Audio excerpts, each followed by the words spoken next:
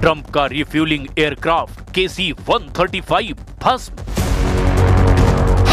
Trump का तुर्की वाला इंसिरलिक airbase धुआं। ट्रंप का जंगी बेड़ा लिंकन आग में घिरा। सुपर पावर को युद्ध में दिखने लगी हार।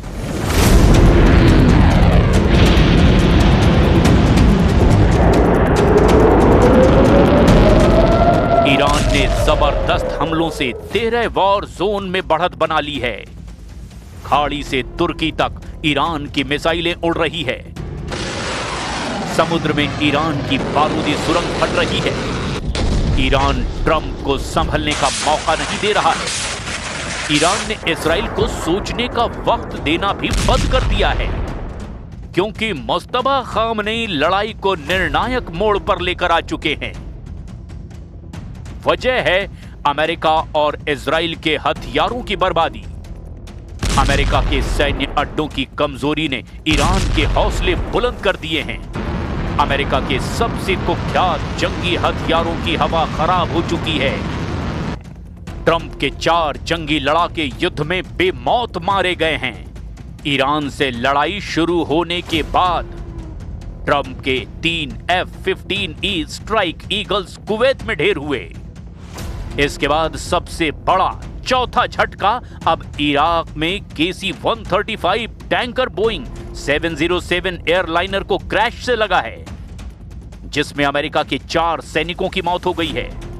सिर्फ इन 4 हादसों से ट्रंप को करीब 1200 करोड़ रुपए का घाटा लग चुका है। यह नुकसान कई गुना ज्यादा हो सकता है, क्योंकि अमेरिका ने कई हथियारों की तबाही को गुप्त रखा हुआ है।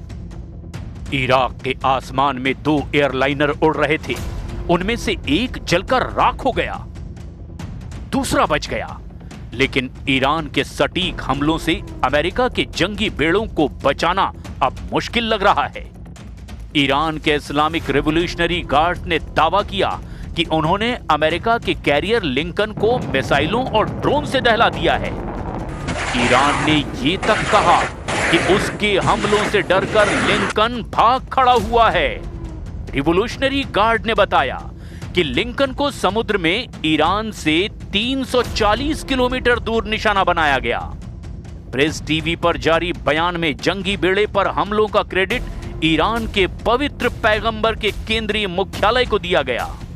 हालांकि अमेरिका ने ईरान के हमलों की पुष्टि नहीं की, लेकिन ट्रंप की टेंशन तुर्की में बढ़ गई है, जहां ईरान ने सबसे घातक हमला शुरू कर दिया है।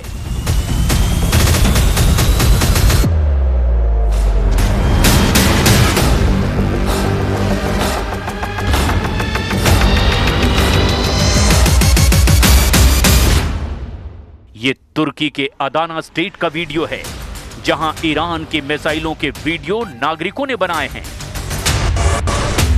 सोशल मीडिया में ऐसे वीडियो पोस्ट करके दावा किया जा रहा है कि पूरी रात मिसाइलों के धमाकों को महसूस किया गया। रॉयटर्स की रिपोर्ट के मुताबिक ईरान ने तुर्की का इंसिरलिक सैन्य अड्डा फोड़ डाला है। तुर्की के इस मिलिट्री बेस पर अमेरिका और नेटो फोर्स की तैनाती है। अमेरिका ने तुर्की के इंसिरलिक बेस पर अपने एटम बम को तैनात कर रखा है। चश्मदीदों के हवाले से रॉयटर्स ने जानकारी दी कि पूरी रात मिलिट्री बेस के आसपास के घरों की खिड़कियां हिलती रही। हालांकि तुर्की ने ईरान के नए हमलों पर कुछ खास नहीं कहा। तुर्की ने सिर्फ ये दावा किया कि नेटो फोर्स ने ईरान की तीसरी मिसाइल के हमलों को इंटरसेप्ट किया, जिसका मतलब है ईरान 3 बार तुर्की को तेवर दिखा चुका है। ईरान ने सबसे पहले 4 मार्च को तुर्की पर मिसाइल दागी थी। इसके 5 दिन बाद यानी 9 मार्च को तुर्की पर ईरान ने मिसाइलों की बौछार कर दी और फिर 13 मार्च को तीसरा बड़ा हमला कर दिया। तुर्की ने तेहरान से मिसाइलों के हमलों का जवाब मांगा है। इसके साथ तुर्की के विदेश मंत्री ने खुलकर ईरान का साथ देने का ऐलान किया। हकान फिदान ने कहा कि ईरान में गृह युद्ध भड़काने की साजिश करने वालों को तुर्की सबक सिखाएगा। Öte yandan ayrılıkçı senaryoların bu kez İran için gündeme getirilmek istendiğini görmekteyiz.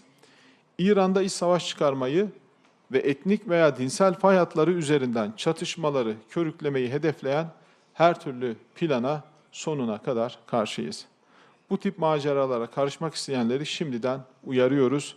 Hiç kimse böyle bir hayalin içerisine girmesin. तुर्की बड़ी दुविधा में है। एक तरफ ट्रंप का डर है, दूसरी तरफ मुसलमान मुल्क होने की मजबूरी। तुर्की खुलकर ना ईरान के खिलाफ जा रहा है और ना ही युद्ध में ट्रंप का साथ दे पा रहा है। वहीं ईरान के तूफानी हमलों के जवाब में अमेरिका ने कई फ्रंट पर बारूदी एक्शन लिया है। अमेरिका ने तेहरान के बर्मिन इलाके में भीषण हमला किया। पूर्वी तेहरान कमांड मुख्यालय पर स्ट्राइक करके अमेरिका ने भारी नुकसान पहुंचाया। नेटो फोर्स ने सिग्नल दिया कि वो जल्द ईरान युद्ध में एंट्री लेने वाले हैं। ईरान समर्थित पीएमएफ के ठिकानों पर नेटो ने हमला शुरू कर दिया है, मगर ईरान को अपने बढ़ते दुश्मनों के नंबर से फर्क नहीं पड़ रहा, क्योंकि ईरान का वॉर प्लान ऐसे कमांडर ने तैयार किया है जिसका दिमाग दोधारी तलवार कहा जाता है। ये है ईरान की एलीट फोर्स आईआरजीसी के पूर्व chief major general Mohammad Ali Jafari. Revolutionary लड़ाके जनरल जाफरी की बनाई रणनीति से दुश्मनों से टकरा रहे हैं। जनरल जाफरी के गुप्त ऑपरेशन ने इजराइल और अमेरिका के मंसूबों को नाकाम किया है। जनरल जाफरी का करियर ईरान की एलीट फोर्स आईआरजीसी में एक इंटेलिजेंस यूनिट में शुरू हुआ था। जाफरी ने 1979 से 1989 तक चले ईरान इराक युद्ध में हिस्सा लिया था। उस दौरान वो धीरे धीरे आगे बढ़ते रहे। साल 1992 में उन्हें आईआरजीसी की ग्राउंड फोर्सेस का कमांडर बनाया गया। इसके साथ ही आईआरजीसी के स्पेशल यूनिट सरल्ला के भी वो चीफ बने। सरल्ला यूनिट के पास तेहरान की रक्षा का जिम्मा होता है। साल 2005 में जनरल जाफरी आईआरजीसी के सेंट्रल फॉर स्ट्रेटेजिक स्टडीज के डायरेक्टर बनाए गए। 2 साल बाद साल 2007 में जाफरी आईआरजीसी के कमांडर इन चीफ बने। उन्हीं दिनों जनरल जाफरी ने मोज़ैक डिफेंस के वॉर प्लान पर काम करना शुरू किया था, जिसकी सीख जनरल जाफरी को इराक अमेरिका युद्ध में मिली थी। तब अमेरिका ने सिर्फ 28 दिन में सद्दाम हुसैन को उखाड़ फेंका था। सद्दाम के खास कमांडरों के सफाई के बाद ही युद्ध का फैसला हो गया था। फिर अमेरिका ने सद्दाम को पकड़कर फांसी पर लटका दिया था। लेकिन जनरल जाफरी ने तय कर लिया था कि वो इराक की तरह ईरान को ठहरने नहीं देंगे। इसीलिए जनरल जाफरी ने आईआरजीसी के 31 कमांड बनाई, जो खुद अपना फैसला करती है, जिन्हें गुरिल्ला वॉर का हुनर सिखाया गया। यही छापामार लड़ाके अब ट्रंप का सिरदर्द बने हुए हैं।